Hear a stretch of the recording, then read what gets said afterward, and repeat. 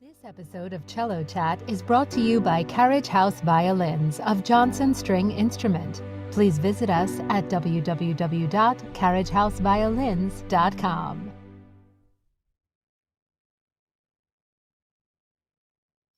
Great, and we are live. Thanks, William, and hi, everybody. I'm BRANT TAYLOR, and very happy to be doing another one of these cello chats with you. It's been a little while since I've done one, and I'm reaching a state of full caffeination and ready for you. So the first part of this chat will be a little bit of me talking about the topic that was chosen for today, and then we'll have time to get to some of your questions a bit later before we finish up. So as you probably saw, the title of this is Finding Simplicity in the Bow Arm. That may make some of you smile a little bit, because the bow arm is a topic that at first seems, at least multifaceted, if not complex or even complicated. And I'm sort of a believer in the idea that it may not be quite as complicated as it seems. And if we can find ways to make certain aspects of our playing and our physicality in playing simpler and feel more like what we might do in normal life, then that's probably a good direction to go. If we think of other pursuits just even throughout the day, or even those of you that play sports and do other things with our bodies, often we use them naturally without really realizing it. And I think in our playing, we can often learn from the way that we might walk or pick up something off a table. Often we're using what we might call compound motions in the body, right? In our pursuits, aside from cello playing, we don't generally isolate smaller parts of the body. If we pick up something off a table, we don't generally move our upper arm and then extend our forearm and then move our hand. It's one fluid motion that involves a few parts of the body simultaneously. Throwing a ball, swinging a club, even running or walking. These are all motions that are natural because we do them without thinking about it, really. And we use our body accordingly. So simplicity in playing has been a particular interest of mine through the years, and I hope what I can share with you today is how that might affect particularly the right side of our body as we approach playing. Let me add just a few words of disclaimer before we get into the topic, and that would be that there are obviously many successful ways to hold the bow and to use the bow. And for those of you who watch different cellists play, you have surely seen many different ways that appear to be successful in terms of using the right side of the body. And we are all different shapes and sizes, finger lengths, arm lengths. So what I hope to do today is not to give you something that is meant to be in competition with what you might have been told or might be working on with your individual teachers.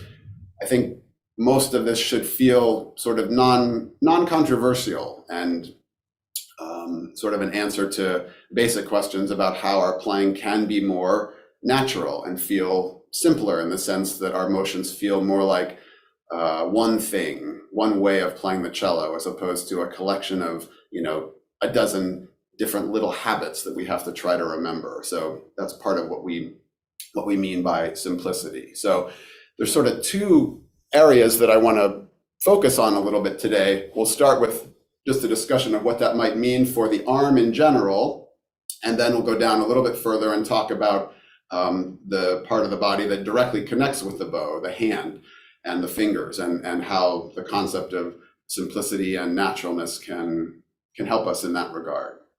So that's my sort of opening disclaimer. And let me grab my cello here and let's talk about the arm just a little bit. Let me move back here so you can see. and move this just a bit. So when we think about using the arm and therefore using the bow, I think it's important to realize that when we move our arm, again, in a natural way without the bow and sort of approximate the motion of the bow, what I do naturally is to use sort of the forearm and the upper arm simultaneously. I don't move my arm out here and then extend the forearm. That motion feels less natural. And so I think when we look at our use of the bow, it's important to start with asking ourselves the question of what do I need in different parts of the bow in order to play powerfully and with support, and what parts of the body are at play in order to do so. So I will often have students put the bow on the string at the tip and tell them that if they were about to be asked to play, you know, with a very healthy sound, forte or fortissimo, what would they do with their arm? And most of them make certain adjustments. They maybe raise the upper arm and rotate the forearm in order to feel like they're about to get power at the tip. The question is, can every bow stroke bring us to the tip to a position where, if we need it, we can play with power and with control? And I would say the answer to that is yes. So because this is the most off balance part of the bow, if we can figure out how to naturally arrive at a point where we have power and control at the very tip, it's easy to then feel that power and control at the frog, and then our basic legato stroke becomes a travel or a transition, if you will, gradually from this point of power at the frog with gravity on our side, all the way out to the tip, to a place where we naturally find an ideal point out here. So it's interesting then to put the bow on the string and actually play, and to notice that in order to get there, sorry, let me move this chair,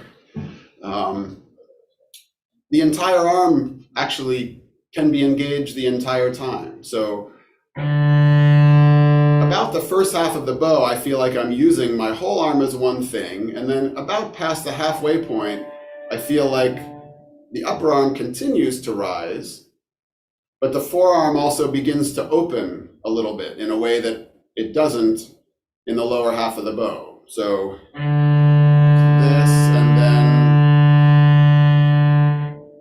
so there, I've reached a point at this end of the bow where I feel powerful and in control. I don't have to make any adjustments to my arm when I get there. I have noticed through the years that there are a couple ways that students tend to stray from this idea. One is it's possible, theoretically, to draw the bow out halfway and then reach the tip, not using the upper arm at all, but simply by extending the forearm. This can be done, but I can tell you, and if you try it, you'll notice as well, it feels pretty terrible when I get out here. I don't feel supported at all. There's a lot of tension in my thumb just to support the bow, and my arm looks like almost like a straight line, and there's a real angle here, as opposed to something that's a little bit more curved, natural, and fluid. So that's maybe one way that we can go astray. The other is that when we open our upper arm, some of you might find, if you experiment with this, that your upper arm ends up in a higher place than you might be used to out here. But again, I hope you realize we're talking about sort of the opening of a wing motion. We're not at all talking about a raising of the shoulders. So maybe without the bow, try a few just easy motions like this. It feels great to do this on both sides, actually. So it's possible for folks who aren't necessarily used to this idea that when we come back in from here, you come in and never completely return to the point of where we started at the frog. So we might call this the law of basic legato. So I would encourage all of you to, maybe with a mirror or watching yourself, take a look at what your arm looks like as you just play from one end of the bow to the other, and see if you can feel the idea that we transfer through our body naturally to a point of power and control out here, and that all parts of the arm are involved the whole time, rather than any sort of segmenting or separation of the various aspects of the arm. Why would we want to go in this direction? Well, maybe it seems obvious in one sense, but I think you will also find once this idea becomes sort of a natural and ingrained part of your playing, then all the strokes that don't start at the frog, you'll find that your arm naturally goes to the place in the stroke where we feel that it's a part of this legato. All the strokes that don't use the entire bow, in other words, are some part of this continuum. So for example, if something starts on a pickup at the tip,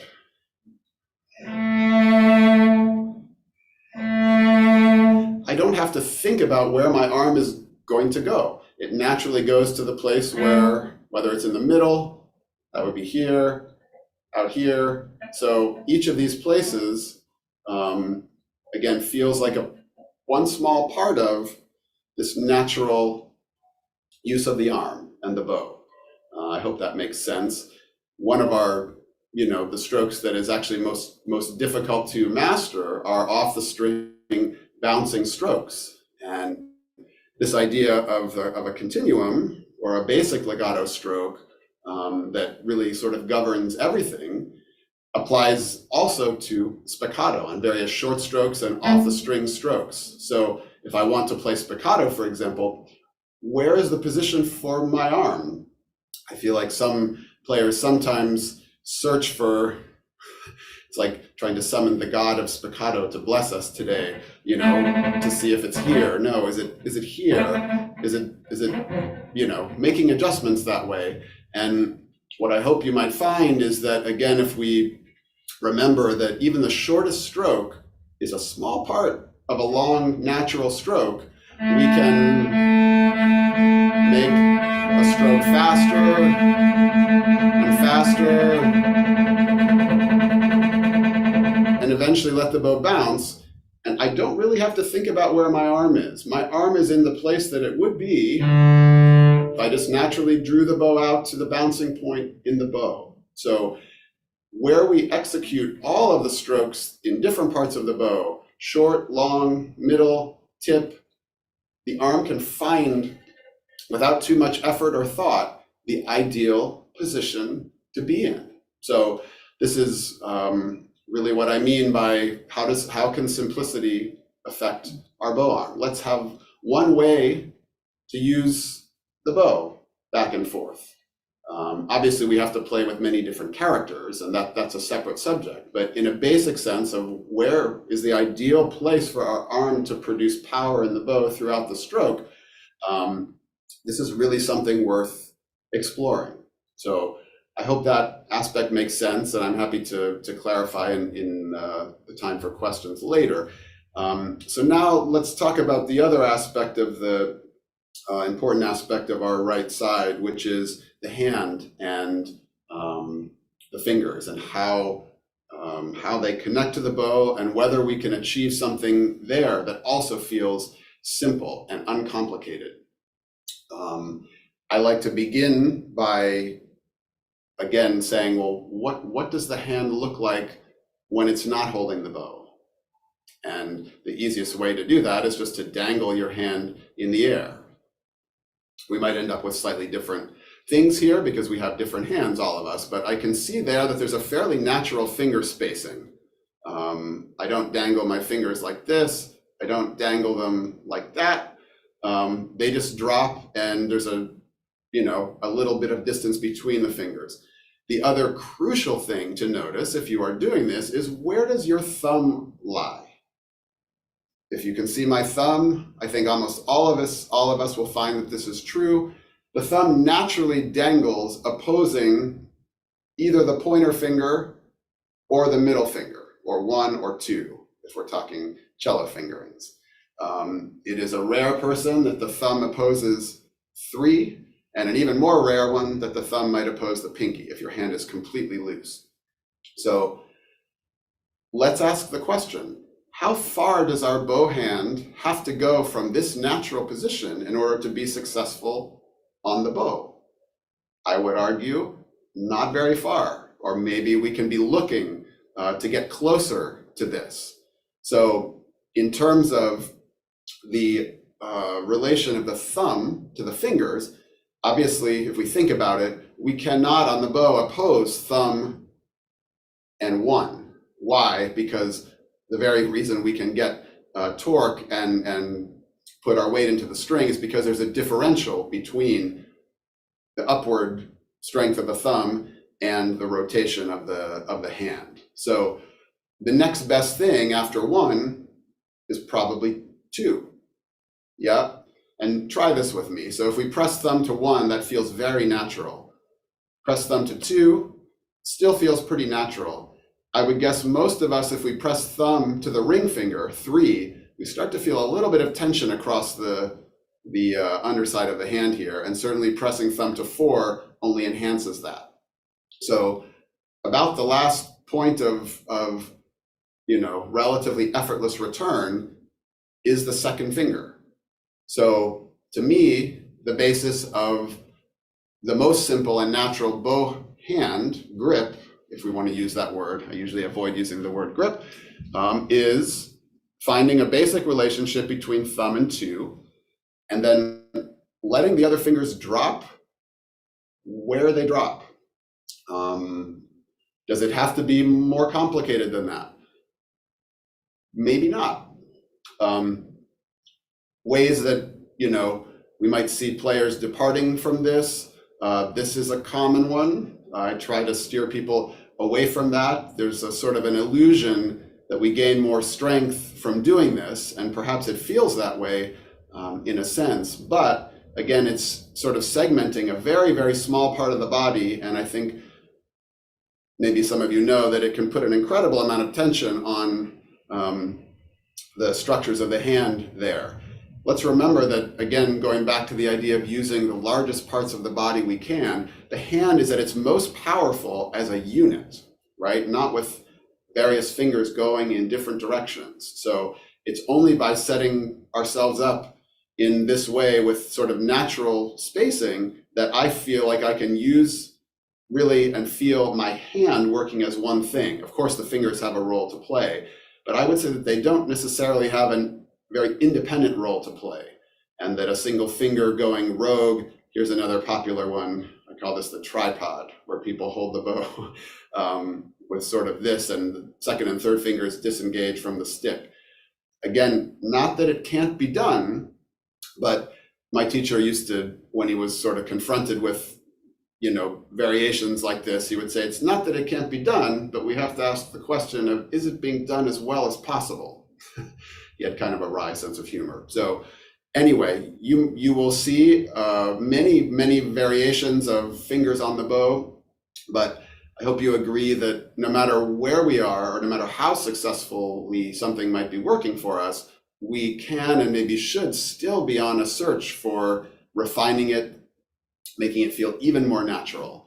So I would encourage you maybe to try this and then see how that feels and see how different it is from wherever you are now with your bow hold.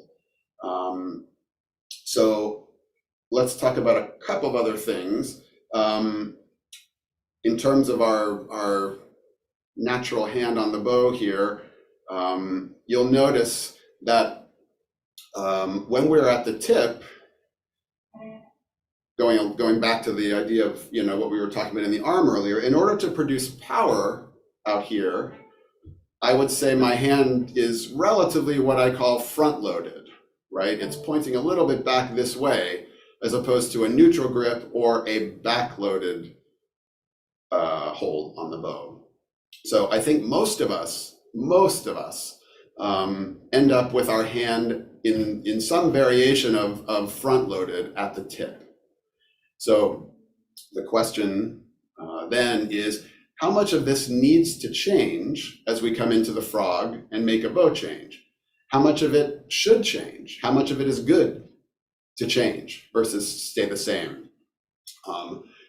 Because I enjoy simplicity as much as I can find it in playing, I like the idea that if we're sort of front-loaded out here, then coming into the frog and turning the bow around, there's a flexibility in the fingers there, but I try to avoid my hand becoming something completely different at that moment. Now I've gone to like an almost neutral or almost backloaded grip. To me, that's unnecessarily complicated. Why? Because as soon as I come back out to the tip, I just have to find the front-loaded hand angle again. So I think it's possible with natural finger spacing and thumb opposing second finger to find a flexibility in the fingers and in these knuckles right here that allows us to feel like sort of like we have one way of holding the bow, not two or three different ways of holding the bow, depending on what we're playing. So again, there's a simplicity in that. So I would encourage you all, if without playing, the easiest way to, once you've found something, to test it is just to lightly tug on the tip of the bow. So we're not doing anything here except reacting. Lightly tug, push and pull on the tip to simulate sort of the natural resistance involved in bow changes, sort of pushing and pulling the bow this way, and see how your fingers sort of hold up under that, and see if you can develop the idea that it isn't so much about this finger or that finger, though the fingers do play different roles on the bow, but that the hand just feels like one thing. Feels, just like it does when we reach out and pick something up off a table. So again, that's the idea there. We depart a little bit this way. I said another way that some folks depart from this is by disengaging the pinky. The pinky, just sort of rests disengaged. This is one area, I don't want to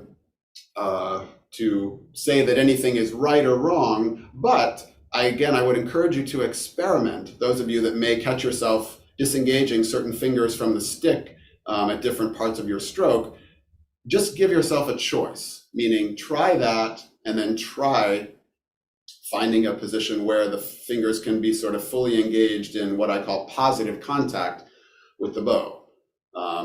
It's probably provable or not too controversial to say that anytime we disengage fingers from the bow, sort of like unplugging, one of the cylinders of your car engine, right? We're losing a potential point of contact which can sense the stick, sense the frog, sense the string.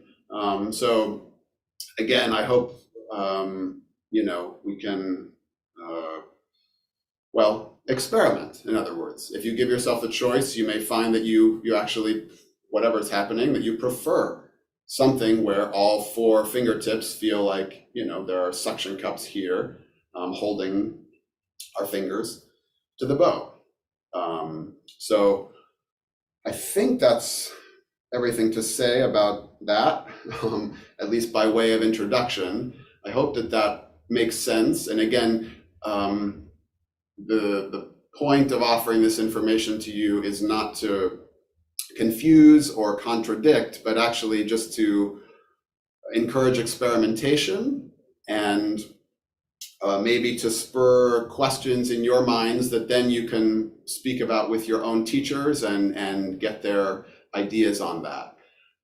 One thing I neglected to mention is that when we were talking about sort of the thumb-to relationship in the hand, I see quite a few cellists because their fingers aren't necessarily in sort of permanent homes on the frog and on the stick, the hand can creep up on the bow, resulting in an opposition, between thumb and, say, the third finger here.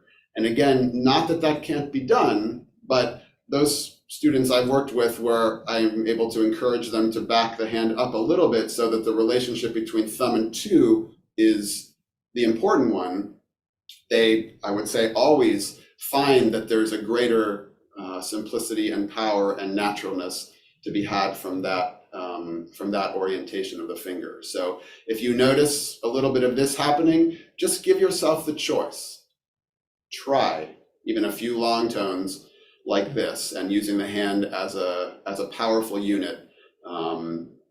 Again, just coming back to the idea of natural body use. So the first step in this journey is obviously to notice what we are doing. And so in the best sense, I hope we think of the practice room as an experimentation space where we can notice the habits that we have without thinking about it, to reaffirm the ones we want to keep, and maybe to experiment a little bit with changing things that maybe don't feel great, or just trying something new, like maybe some of what you've heard me speak about today, and perhaps you'll find some use in this. So that's a little bit about what sort of simplicity means to me. One way of using the arm generally, and one orientation to the bow that's based again on natural arm use and natural spacing and finger alignment in the hand as it meets the bow. So I see out of the corner of my eye some questions have come in. Let me just move closer here and look at some of these. All right, a question from YouTube user Pandominox. Hello, and best greetings from cold Poland. Well, I'm in cold Chicago, so you have my sympathy. How does one avoid a little bouncing of the bow? My right hand is loose and without any tension. I'm assuming I know what you're referring to, which is you're trying to play with the legato and the bow is actually bouncing on the string, I suppose. If your right hand is loose and without tension, I guess I would say, let's remember that having no tension in our playing is actually not a great thing. Why? Because when we are out here at the tip, we need tension. By definition, this is a tense place to be. So I would say that sustained and unreleased tension is the true enemy. So if you are trying at all costs to avoid any tension in the bow, remember that as you come out further, we are going to feel an increased strength. And in order to keep the bow on the string or from bouncing, if I try to be as loose as possible, it's easier for the bow to disengage from the string. So if we're increasing our strength and power as we come out here for the reasons we talked about earlier, hopefully you can, I would maybe advise you to practice some up bows at the tip. Just feel what it means to get the attention of the string, really, and to be fully engaged with the string in the most difficult part of the bow, and to see what that takes. Normally it's not difficult to, I assume your bow is not bouncing so much when it's at the frog, it's when you come into the upper half. So again, a continual sense of control and engagement can be found, again, by experimenting with what it takes to get that at the tip. So I hope that's helpful. Question from Frank Sue. Could you show what the role of every finger on the bow hand is and how they function? I can. However, I just want to say that this would be getting away from the idea that the hand can feel like one thing. Obviously, the role of to me, the main role of the second finger, which we start with, is to anchor and oppose the thumb. The main role of the first finger is obviously to be the lead soldier in the transfer of our power from the arm in an unbroken, hopefully unbroken stream of energy going right down through the wrist and into the fingers. This finger is obviously the one that feels the weight the most and directs that into the string. The role of the ring finger and the pinky are a little bit more subtle, I think both of these fingers can, as I said, exert a little bit of positive contact on this side. So I'm showing you sort of what that looks like on my bow hand. People whose bow hands are a little bit more stood up this way, it gets a little bit more challenging to feel that. Why? Because the fingers are a little bit more vertical to the bow. I opt for something a little closer to this, just so there's a little minimum amount of wraparound. The fingers are wrapping around and they can feel the frog in an active way. So I feel that, quite a bit in the ring finger here. The pinky is its own topic. If somebody plays with their pinky down, which most cellists do, I think its job is sort of as a backup and similar role to the third finger. And the pinky has the crucial job, if we let it, of finding enough of a permanent home that when we change the bow, it does not slip down. To me, the beginning of a changing bow grip is when we change the bow from an up bow to a down bow, and the pinky loses its grip, and then the third finger falls down, and then sort of all bets are off. So the pinky's job is actually to weather the resistance of a bow change and to stay, I'll show you some here, to stay in place. I want to add that when I was an undergraduate, Paul Katz advised me, and I did it, to put my pinky on top of the stick. And for about 6 months, I played with my pinky up here. The aim was never that this was going to become my permanent bow hand, but putting the pinky up on top of the stick is the easiest way to make sure that the hand stays front-loaded, right? It's impossible to collapse too much with the pinky on the stick. So once I had a good feeling of a sort of a front-loaded, powerful hand, then I was able to drop the pinky back down and feel that same thing here. I think most cellists generally choose to have the pinky down because it enhances our feeling of power and unity of the hand.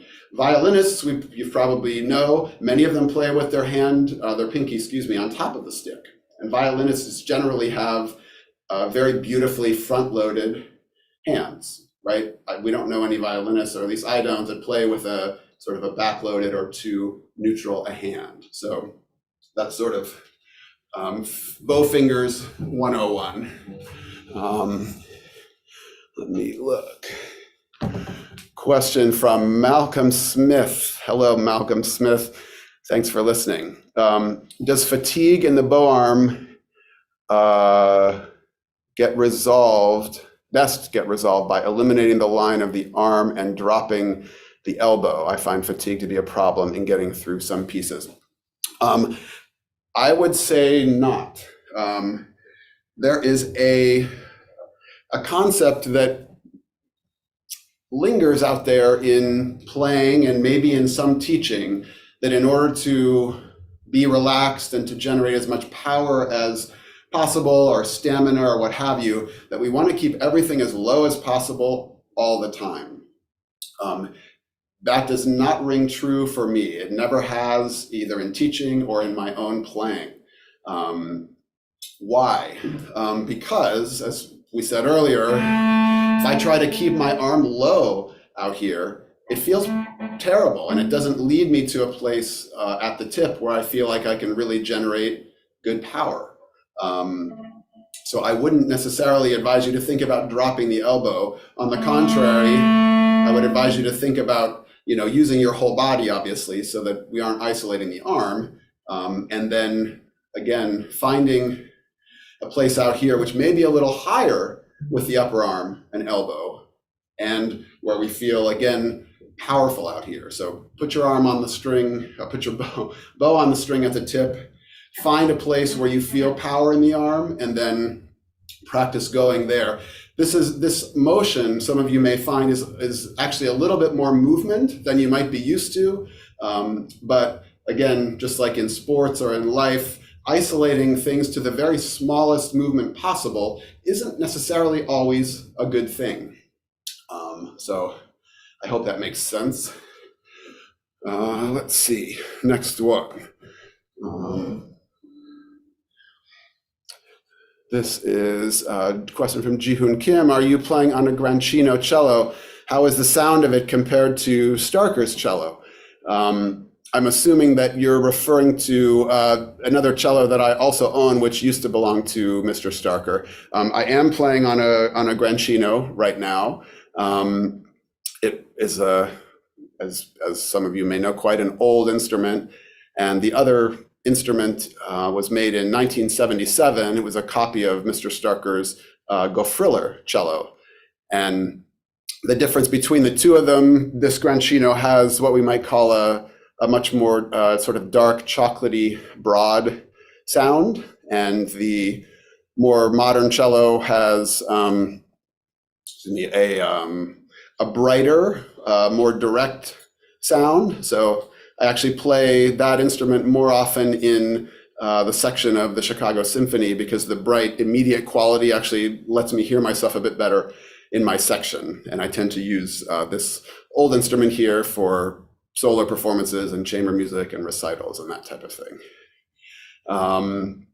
Good. Wow, there's lots of questions. Maria Cardenas, should these different positions of fingers on the bow be taken into consideration depending on finger length and hand size?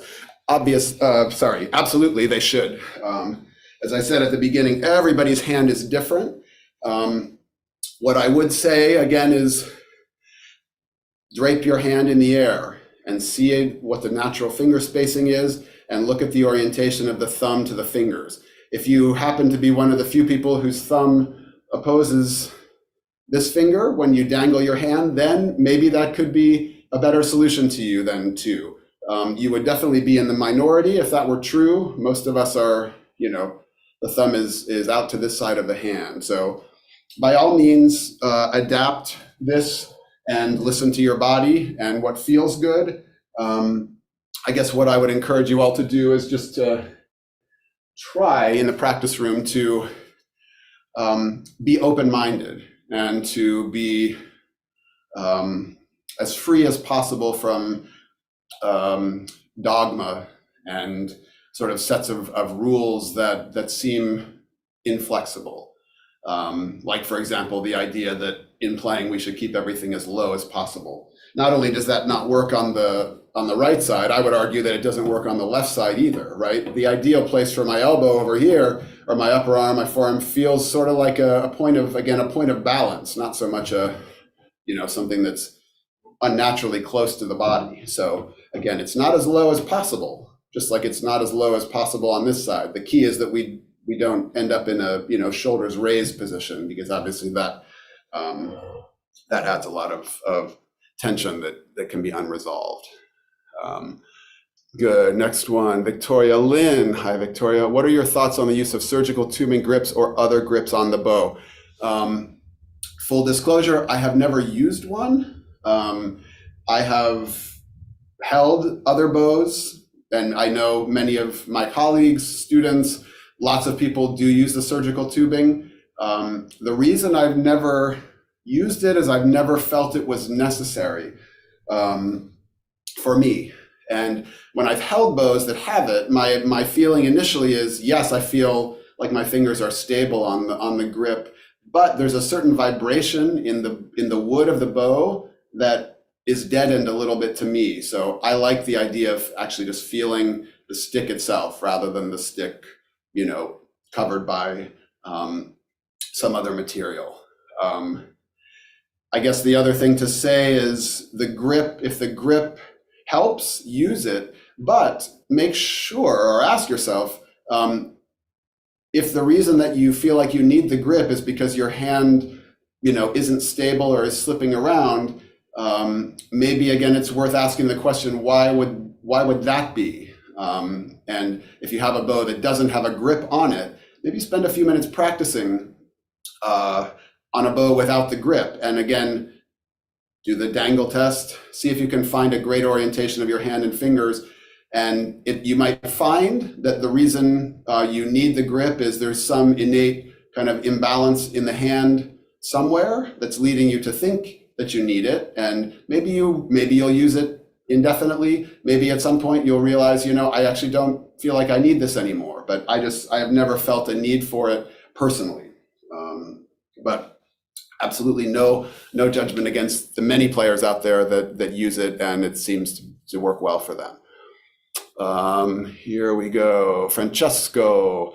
Often while playing, I realize that after a while, my hand gradually moves forward along the bow, abandoning a bit the initial hold, which seemed correct to me. Yes, I mentioned this earlier. I feel like when the hand tends, I'm assuming you're meaning that the fingers probably creep up this way a little bit, or maybe the whole hand creeps up this way and the thumb loses its spot. I'm sort of a proponent of the idea in playing that we need both flexibility and firmness. And while I hesitate over the internet to tell anybody to experiment with holding the bow more firmly, I would say that oftentimes the reason that people's hands migrate is because the fingers haven't yet found enough positive contact and enough of a real sort of sense of feeling in the fingers of the stick and the frog. So experiment with slightly more, obviously it's more of a finger thing than a thumb. If we grip harder this way with the thumb as well, then we're probably going to introduce tension. But see if you can just feel a heavy, even if I take the thumb off the bow, I can feel sort of a heaviness, and it's like I'm pulling not only this way, but I'm pulling a bit back that way. That's what we mean by positive contact, not just contact that's sort of superfluous, but actual, it's like I feel this just the same way I, feel a cup of coffee in my hand, something like that. So try that, experiment with a little bit more contact. If you happen to be one of those people whose bow hand is fairly stood up, for reasons I mentioned earlier, I've found that it's a little more challenging to find permanent homes for the fingers with a bow hand that's, I'm exaggerating it a little bit, but you can see what I mean. So you might that also can sometimes lead to a little bit of an elevated wrist situation, and, make sure that there's nothing going on further up the arm that is preventing your fingers from being able to do their job. And I feel like for me, a little bit of this has been extremely helpful in finding sort of permanent homes for the fingers on the bow, and to make sure that when I'm playing, the wrist doesn't become its own thing or make an unnecessary angle one way or the other. So a little bit of drape of the fingers here is helpful. So again, experimentation is the key based on your hand, and if you have a teacher, then input from that teacher. Question from Neeraj. I know you are a proponent of contrary motion when it comes to pulling the bow. Do you ever use same side motion? If so, how do you choose when to use that motion? That's a good question. What Neeraj is referring to, and I mentioned it earlier, is just, was moving a little bit this way against the resistance of the bow. I am a proponent of mobility and doing everything we can to not feel like we only play the cello with our arms. So in order to, in making this motion, even if I try to make a beautiful motion, fluid motion with the arm, there's something about it that doesn't feel quite complete if my body isn't part of it. Again, if I wasn't holding the cello, and I do this, you can see my head is moving back and forth. If I do this and try to stay perfectly still, it feels less natural. So there's a naturalness in some slight body motion. The answer to your question is it ever, desirable to move with the bow? Absolutely. And I don't actually choose which is which when I'm playing. I think the important thing is just that you work into your general physical ballet with the cello, the sense that when you're moving the bow, especially moving it in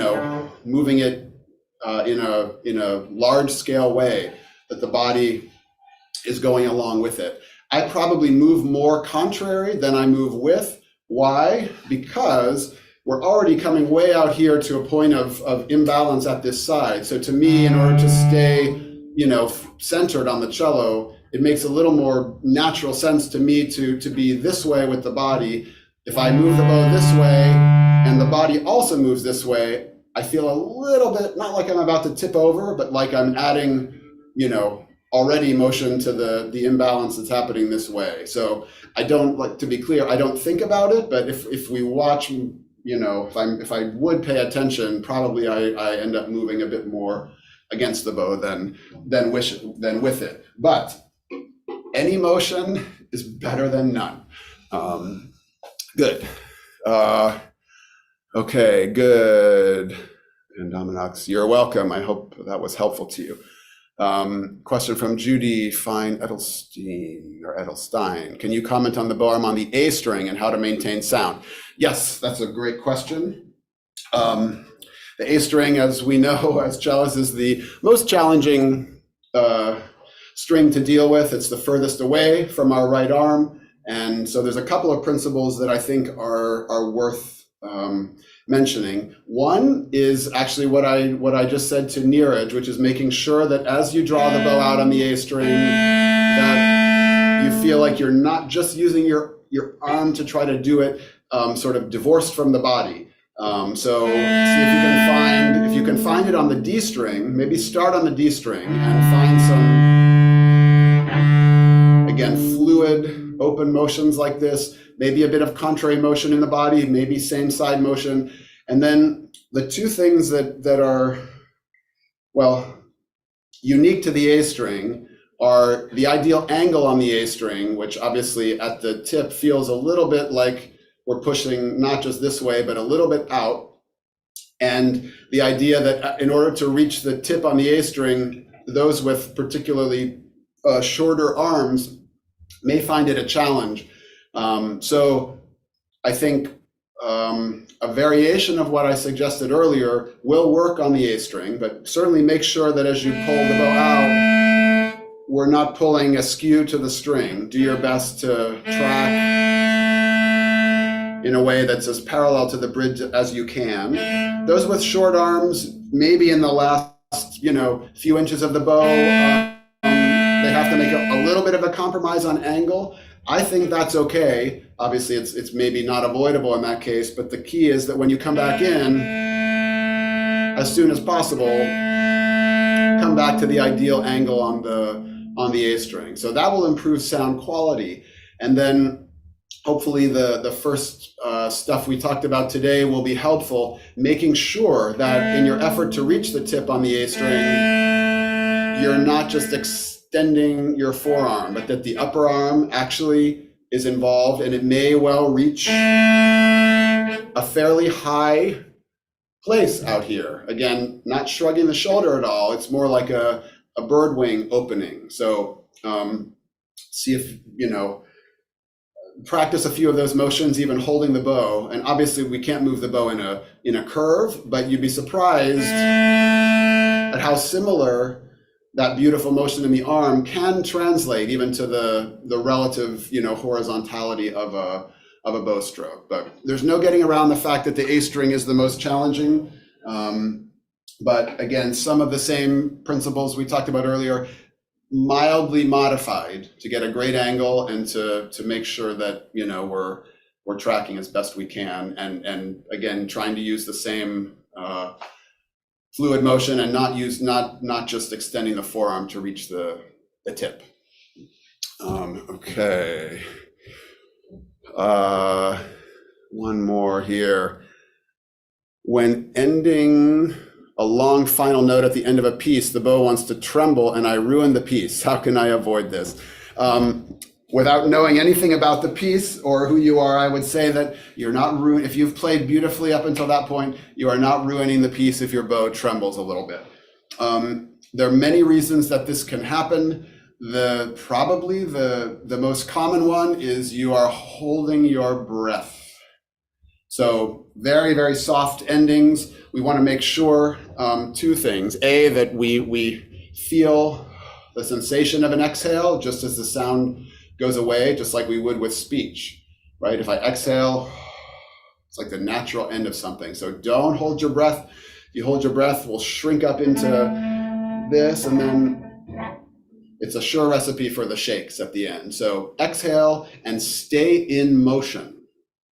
Even if it's quiet, even if it's very quiet, I try to plan my bow so that, again, It's not just the arm moving at the very end. And I try to make sure I adhere to a rule that I find to be true, which is that our softest sounds are best made with more bow rather than less. So if you have a long note, try to avoid spending a lot and then having only very little bow to bring the sound to silence. To bring sound beautifully to silence means the bow needs to be traveling and then just slowly lightening and disengaging from the string. So if this is the last note of something, exhale, move, and keep the bow moving like that. So hopefully that's a recipe that will give you some positive results. Okay. Questions for our In the Practice Room series are below. Okay. What is the first thing you do on the cello every day? That's a great question. I would say the first thing I do every day, besides tuning, is some long tones just to reinforce what I think of as the sort of toolkit for great sound. So I'll start with some open strings or maybe even into a scale right away, but great bow angle, relatively flat hair, sort of weight, speed, contact point, just to feel the instrument resonating against me.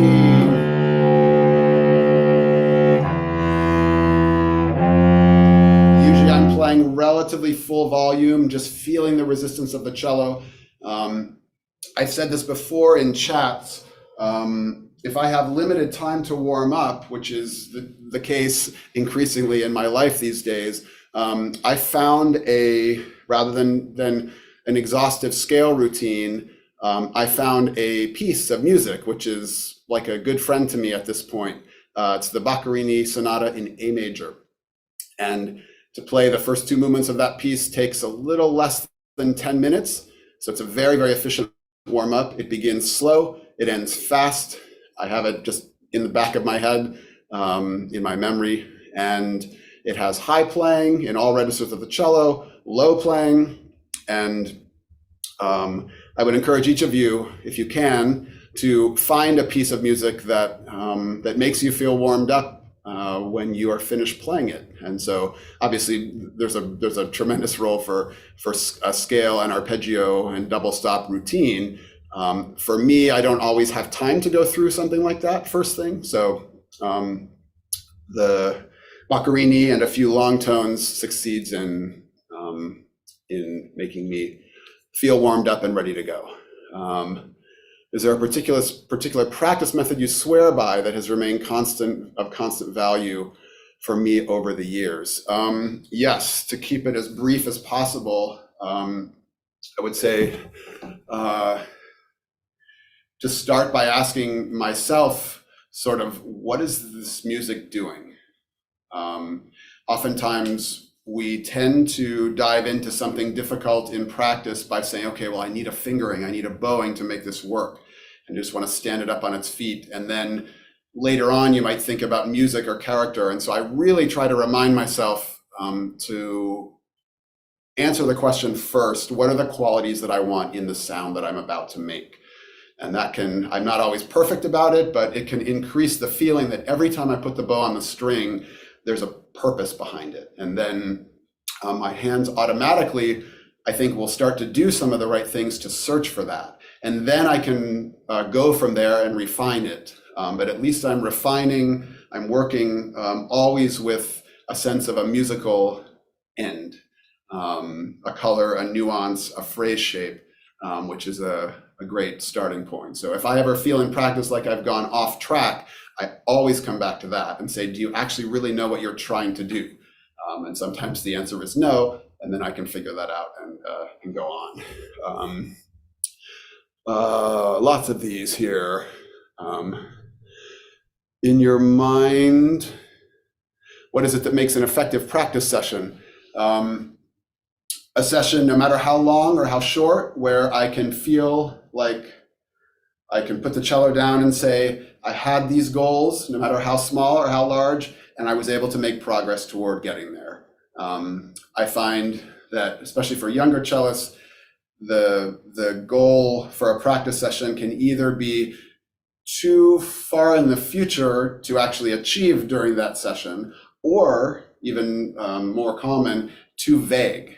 The goal is often just play better, play good cello. What does that really mean? So I would encourage you to be more and more sort of specific with yourself in practice. But then we're able to set goals that are achievable without repeated failure, and then we can leave that practice session feeling like it was effective and left us a place that we can pick up with the next day. How do you cultivate inspiration in the practice room? What motivates you? Similar to the answer earlier, I would say, well, two things. One is just to not forget that we're dealing with, most of the time, beautiful music with a message to communicate. And so being inspired by that in order to get in touch with what the music is about is actually sort of the springboard to enjoying practice and being inspired. I feel like if somebody feels like they're in a rut, chances are the purpose or the connection of practicing for the communicative aspects of music, because assuming we're practicing music we're eventually going to perform, we don't want to have to sort of add the communication later, right? It should be a natural part of our process. And it makes sense, like in meditation, we can become distracted and we have to move our mind back to our purpose at hand. If our touchstone is, this is great music with a message and I want to be able to communicate that message with the cello, make sure that if we stray from that, we have the possibility to bring ourselves back to the inspiration. What is on your music stand right now? At the moment, my laptop computer is on my music stand, but the spirit of the question, underneath the laptop is the Sonata for Two Cellos by Jean Barrière. It's actually not something I'm preparing to play, but something that I did play a few days ago with a student of mine. And I said at the time, we hear our students play, we play for our students in lessons, but it doesn't happen as often as it should that teachers actually play with their students. So I had the opportunity to do that a few days ago, and we played the Barrière, which is a wonderful piece for those of you who don't know it. Get that piece and find a practice buddy to play it with. Why do you practice? What drives and motivates you? Anything that helped during the pandemic? The first part of the question is say, why do you practice and what drives and motivates you? Sort of related to what I was just talking about. I will be the first to admit that I am a goal-oriented practicer. And by goal, I mean usually a performance, a recital, concerto, could be an orchestra performance as well. I need something. I'm not the type of person who just wakes up with nothing going on and saying, I'm going to go to the practice room and play etudes for an hour. or even Bach or something like that. So I've had those moments, but I'm forced to admit that's less of who I am at this point in my life than somebody who's driven by real performances and things that I want to learn or need to learn for a particular purpose. So if you know that about yourself, those of you listening, then don't wait to cultivate performance opportunities. There are always places who are willing to have a cellist come and play some music, whether it's with a pianist, solo, string quartet, whatever. So if you suffer from a lack of performing opportunity and are also feeling uninspired in practice, we may have to look for those opportunities, but we do want to create them for ourselves. Let's see. I think I got the next one. What are the best ways to prevent injury? This is a great question. Couple of answers. Certainly, I hope that the first 30 minutes of this chat, looking for natural ways to use the body, will get anybody closer to being able to avoid the types of injuries that can plague us when we tend to isolate small parts of the body or maintain tension. So attention to our playing and to making it as physically fluid, natural, simple as possible. That's one of the best ways to prevent injury.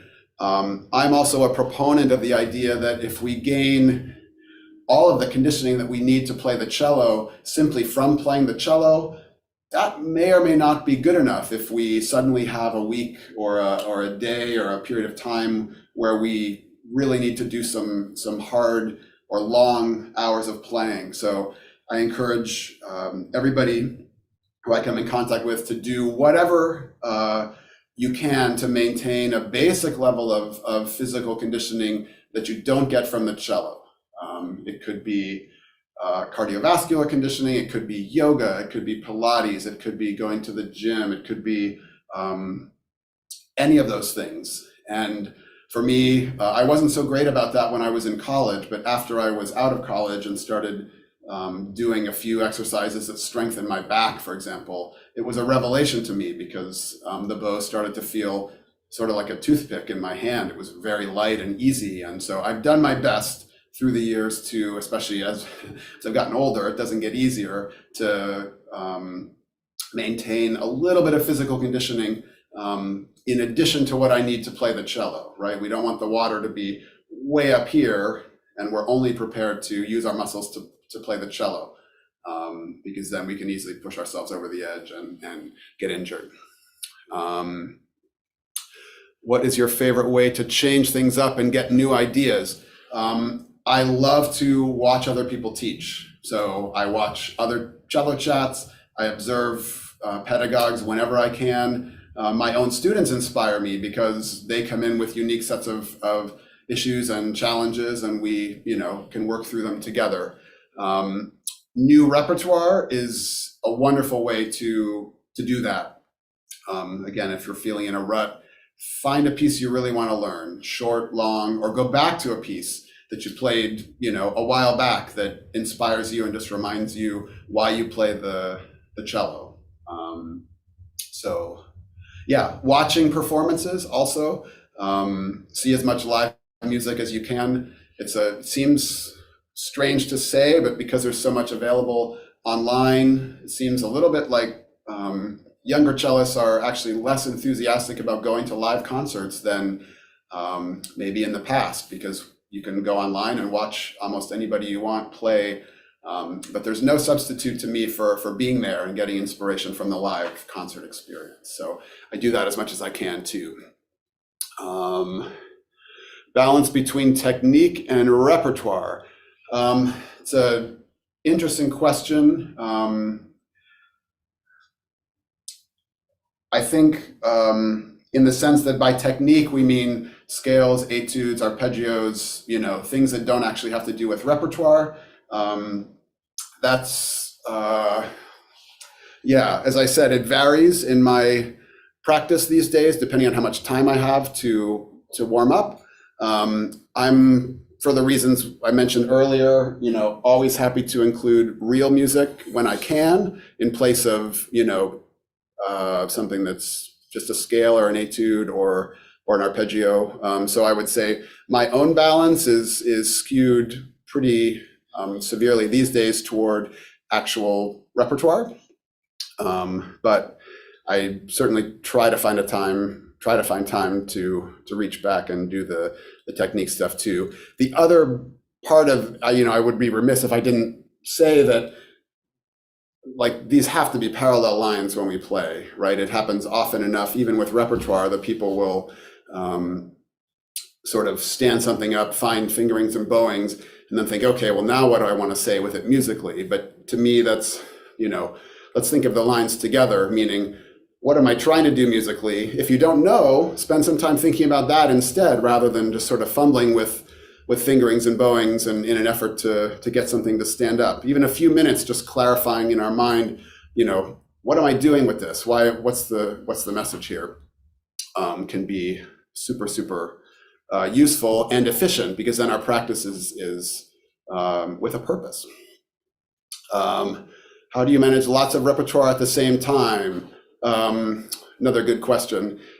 It gets easier for me the older I get. Why? Because I've played more repertoire at this point. In my job in the Chicago Symphony, I've been doing it long enough that the standard rep, practically all of it is it's not my first time with that. And if you spend quality time with something the first time, it tends to come back quickly.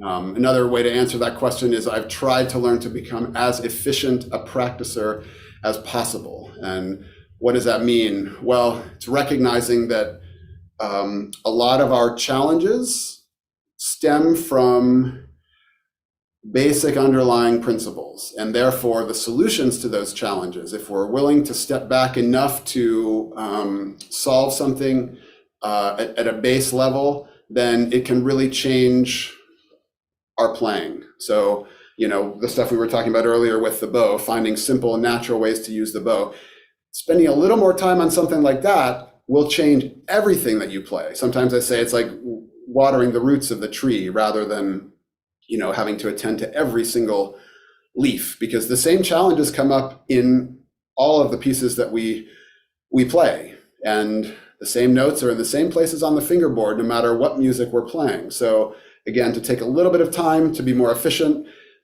with something, whatever that means, to try to put a brick in the foundation, if you will, that stays there.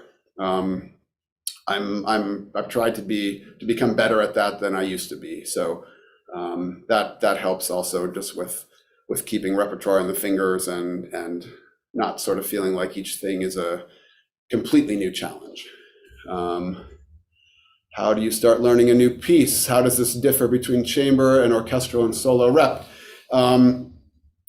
Sort of what I was saying earlier, I try not to just dive in and, obviously it's fun to just get our fingers on something new. So to do it with a sense of the musical purpose behind it, and to be inspired by that. And I would say that it doesn't actually differ at all between solo rep, chamber, orchestral music. It's the same, because understanding the style of the composer, the language of the composer, affects everything about the types of sounds we want to produce. So that's equally true in all of the repertoire.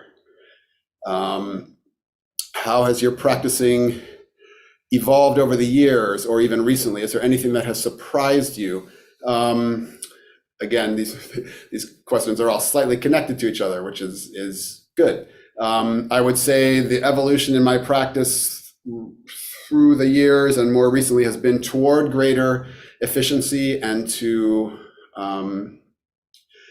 try to recognize, again, the basic, easy, simple physical choreography or ballet with the cello that we do that makes everything easier. So I've sort of become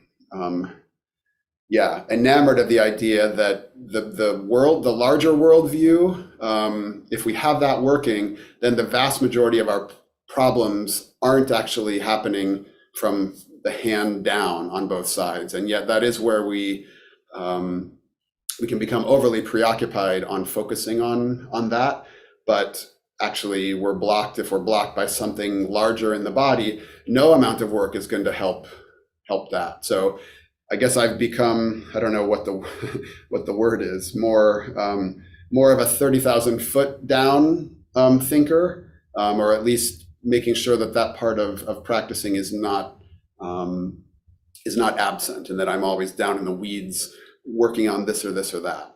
There's a place for both, but there's more place than we think for just watching ourselves in a mirror for a few minutes and saying, does this look natural? Does this look fluid? Or, does it seem like I'm playing with elegance and finesse? So sometimes even flipping, a couple mental switches and just aiming to play with greater ease can actually yield a result that we can learn a lot from.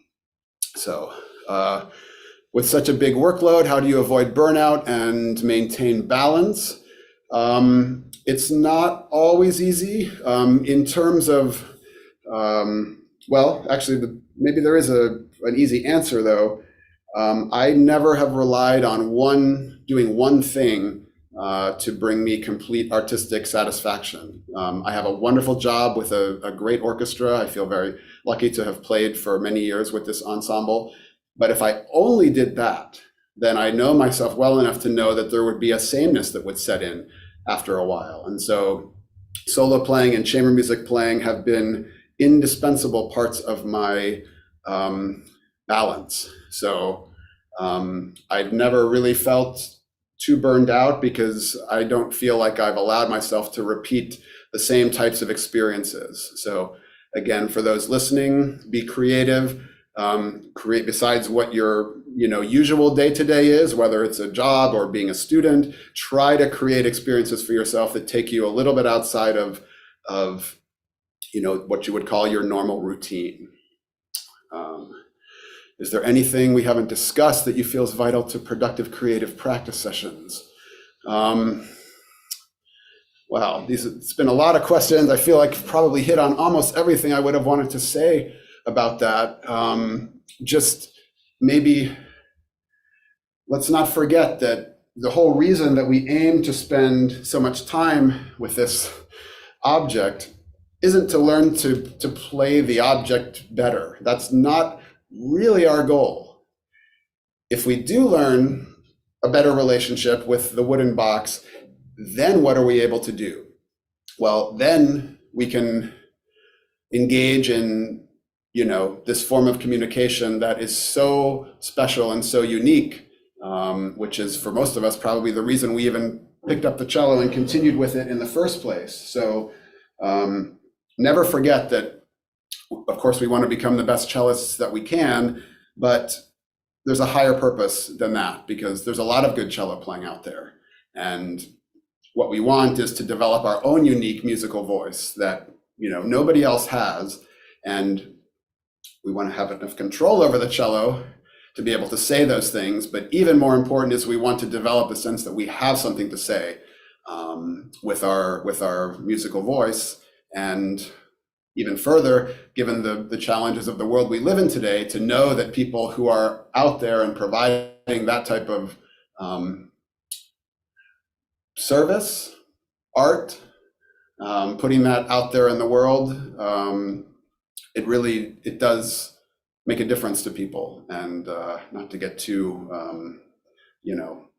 glib, but I think we have to believe that what we're doing does make the world a better place. And that goes beyond just cello playing. So let's not lose sight of that as well, that there's a reason behind all of the solitary hours that we spend in the practice room, which can feel long and lonely sometimes, but there's a reason behind it. So yeah, I see there's a suggestion to give closing remarks. I can't give any better closing remarks than what I just said. So with that, thank you so much, all of you, for those great questions. And I hope this was useful to you. And I look forward to seeing you again soon for another chat.